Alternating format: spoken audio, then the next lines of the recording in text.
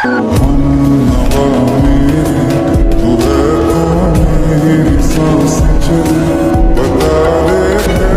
ছোট লোক। সরি বলে নাকি?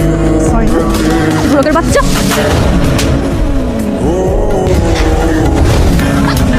চাইলে না তোর হাতটা দুম করে একদম ভেঙে দিতে পারবো। চল, মানবতার খাতিরে তোর কিছু করবো। নেক্সট টাইম এরকম করার আগে আজকের দিনটা মনে রাখবি। আসবো তুমি এরকম পারি বস? কেন, চোখ কপালে থেকে গেল নাকি? আরে চোখ কখন উঠবে কেন? আমি তো ভাবছিলাম বস কে না কে হবে, কীভাবে ইন্টারভিউ দিব।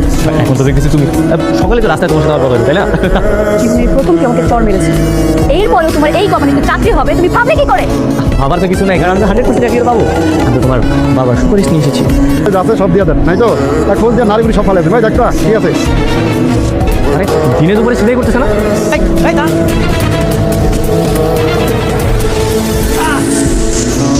এই না গেল আপনার মানি ব্যাগ।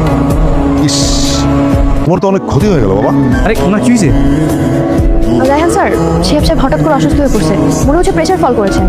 ওনার হসপিটালে নিয়ে যেতে হবে। হসপিটালে যাইতে হবে, অ্যাম্বুলেন্স খবর দেন। আর ইমার্জেন্সি যাইতে হবে, অ্যাম্বুলেন্স আছে, সময় লাগবে। আপনি গেটে ম্যাডাম আপনার গাড়ি চাবি। আমাকে না বলে আমার ড্রাইভারকে মেরে জোর করে আপনি আমার গাড়ি নিয়ে গেছেন কেন? আপনি জানেন এই গাড়ির দাম কত? ম্যাডাম আমি গাড়ির দাম দেয় না, কিন্তু আপনার গাড়ি থেকে একটা মানুষের জীবনের মূল্য অনেক বেশি।